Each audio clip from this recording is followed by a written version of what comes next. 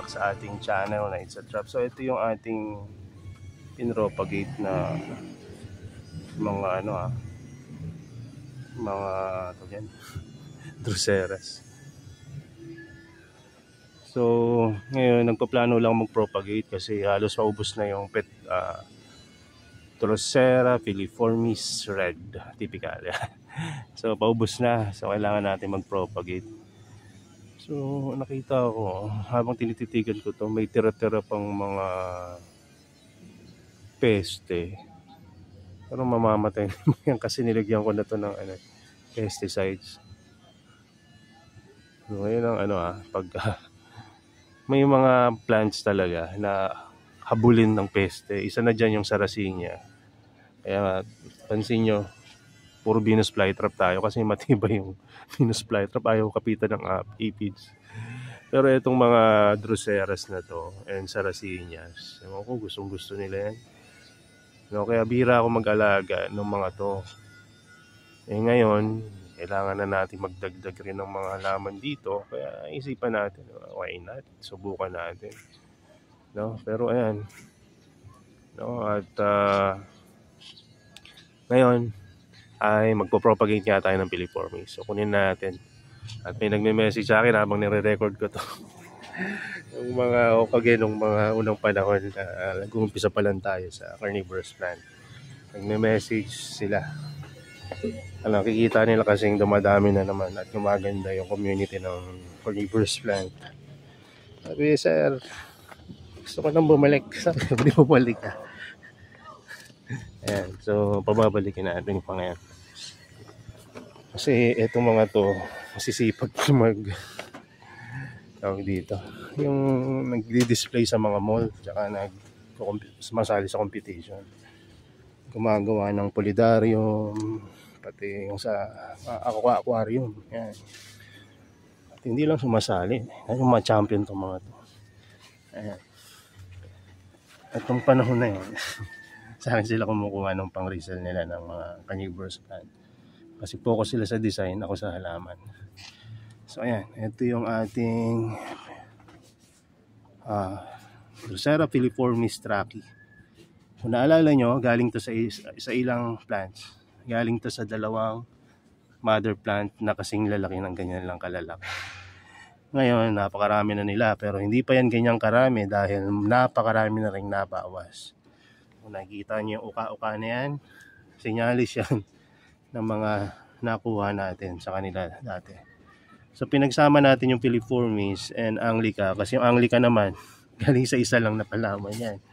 Ngayon napakarami na rin, pero mas mabili ang traki kasi ang napakaganda ng traki ng filiformis, typical na red, dahil pag nag-red talaga yan, lalo na pag napulsan mo, pure red talaga siya, including dun sa mga silya o yung mga yung kinagkakapitan ng June nila. Tingnan nyo, pulang-pula talaga. Saan natin pakita? Sorry magulo yung akin or malikot yung camera. Ayan diba? Red yung kanyang, ayan ay ang mahal na ito sa ibang bansa. Dito 250. Kaya ayan, magiging mabilis siya. Okay, mag-alala, hindi ko pa ito iso-sold out dahil marami-rami pa naman.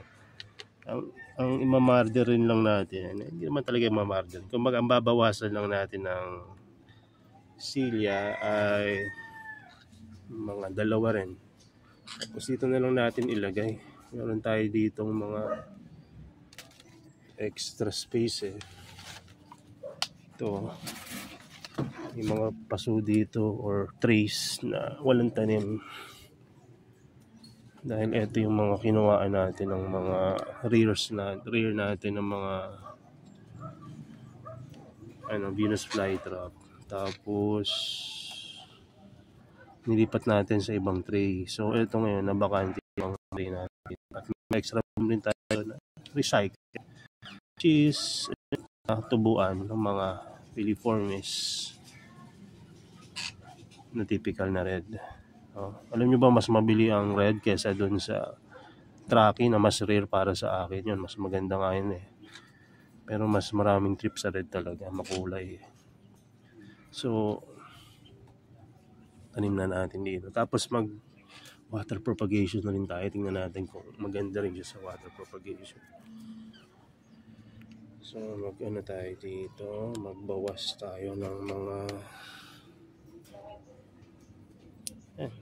ano na ang kailangan natin. Ayan. Gagawin nyo dyan, ilatag nyo lang kung saan nyo pwedeng ilatag. Ganun kadali. Ang maganda lang, ang dapat lang, etong dulo kung saan nyo siya pinutol, dapat nakabaon yan. Ayan, nakabaon. Tapos eto, wag nakataas. Kasi pag nakataas yan, isa lang yung magiging seedling nyo dyan. So, ihiga nyo.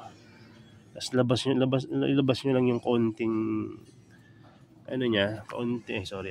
konting expose nyo lang, konti siya. Kasi para magkaroon din siya ng kahit paano photosynthesis or yung lugar kung saan siya tutubo.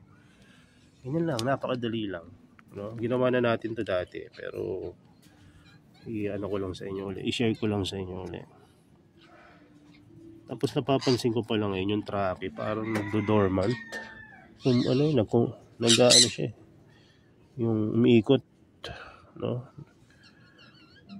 So, ayan,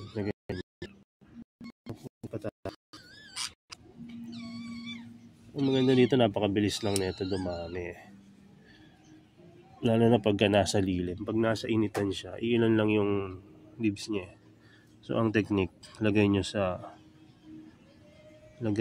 mas malilim or partial sunlight lang. Hindi nga lang ganun kapula. Which is ayun yung hinahanap ng iba talaga, mapula. Pero, ayun pa rin naman yun. Pag nilagay mo ulit sa arawan, mamumula ulit yan.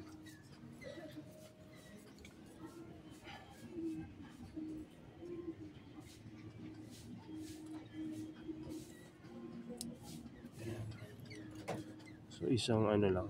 Ito lang muna tatanim natin. Sorry, hindi nyo pala nakikita. Ayan. Ayan lang. Ginaganyan ko lang. Latag. Tapos yung mga dulo na kung saan mo pinutol, lagyan mo ng konting sphagnum yan. Tapos yung dulo rin, lagyan mo rin yan para dumapa siya, hindi siya nakalutang. Ayan, ganyan siya. So okay na muna yan. Marami-rami na rin yan pagka tumubo. Tsaka na natin lagyan ulit pagka nag-produce ulit siya ng maraming leaves. Kasi lalagay muna natin siya dito sa lugar na to habang pinaparami natin yung leaves niya. Pag dumami na yung kanyang dahon, ilabas na uli natin, no? Kasi kukuhaan pa rin natin to ng mga propagation materials. Ayan, mas dami dahon nila dito. So dito muna yan sila. So yun lang, ganun lang kadali, mag-propagate. Wait lang, may nakalimutan tayo. Nakalimutan tayong gawin.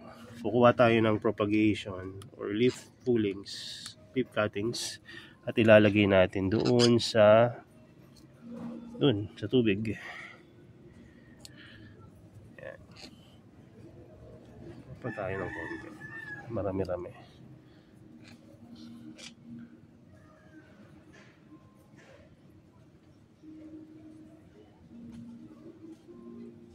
So, may ma-release pa naman tayo dyan ilang piraso.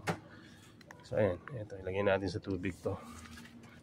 Dali na naman yan i-identify yung mga iba't ibang klase ng Droseras. Maliban na lang sa mga spatulata na magkakamukha, di ba? Sa flower nila tinitignan para malaman nila. Ako, tinitignan ko sa ID kasi hindi ko pinagsama-sama yan nung binili ko. Ayan. Handa na sila. Water propagation. Ayan. Ayan o. Dami nila. Iba't ibang sanjus yan. Peteolis complex, delay, capensis, at ngayon meron ng piliformis na rin yan. So, hopefully may mga mag-germinate yan. Tapos pagka may mga nag-germinate na, ililipat na natin yan sa mga kanya-kanya nilang trays or paso. Ayan. So yun lang muna. At pasensya na sa mga galaw na video na to, pero at least nalaman nyo kung paano mag-propagate, diba? Napaka-easy lang. Propagate tayo kasi paubos na No, hindi ganun karami pero yung dagsa yung bili mas mabili to kaysa dun sa Truckee. Yung Truckee mas mabilis paramihin yun. Bakit? Kasi mas haba, mataba yung kanyang yung kanyang leaves, no? Pero alam nyo ba, nung panahon pa namin, mas rare at mas mahal ang Truckee. Doble yung price niya. Pero ngayon, mas mabili ang typical na piriformis sa ilan na mas makulay nga. No? Ayun ang hinahanap ngayon ng tao, makulay. So, ayun lang muna.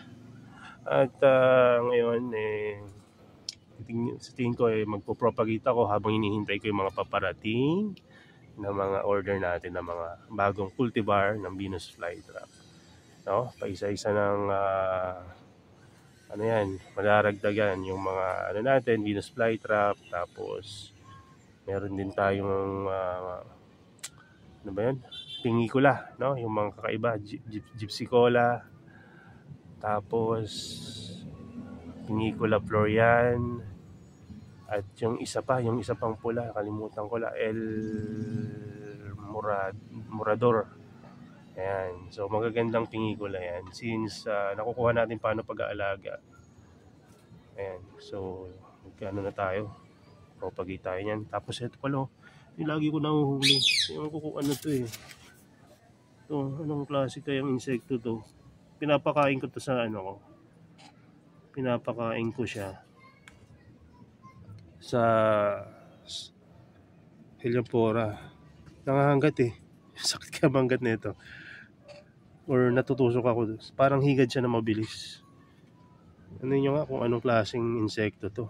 Pinapakain ko yan dahil maliit siya. Pwede siyang pakain sa Venus flytrap. Or durugin mo yung ulo. Yung ulo. Pakain mo naman sa mga yung mga pitcher. Or sa sunjuice. So yun lang muna. At ipapakain pala natin to. Kita ko nga kung paano natin ipakain to. So ating pakain natin to sa saan ba? Saan na siya? Oops. Nag-auto follow tong gimbal ko. Ayan, so ang ginagawa ko dyan, crush lang yung crush ko lang yung head, tapos hulog. Ako bago ko to nilagay, maganda na tubo ng mga Helianthera ko. So hindi to yung dahilan kung bakit gumanda yung Helianthera ko. Pero kadagdag to parang energy sa kanila. So ngayon huhulog ko na. At pag tinignan nyo to, Helianthera ko, may 3 parehas na pagkain yan sa loob. Dahil nga regular ko na silang pinapakain. Dahil regular rin ako nakakita ng ganun. Ayan. So pwede nyo rin gawin yan sa mga halaman nyo. Pero nag-aalala ako bakit ang dami kong nakikita ganun dito. Saan kaya galing yan? Ako na yung kinakain na silang mga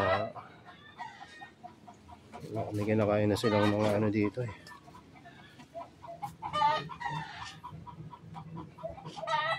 Una kong nakita yun dito banda sa may kangkong. Tapos ngayon umabot na dito. Kaya galing yun. Anyway, so yun lang muna. At mag-aasikaso tayo dito sa growing area. No? So masarap na libangan ang pagka-carnivorous plant kasi very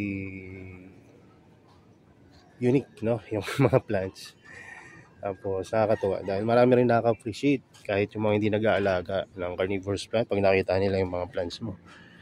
Diba? So interested sila na tignan yun. So yun lang muna. God bless sa inyo. Bye bye. Tulo ko na naman tong gimbal natin. Bye bye na.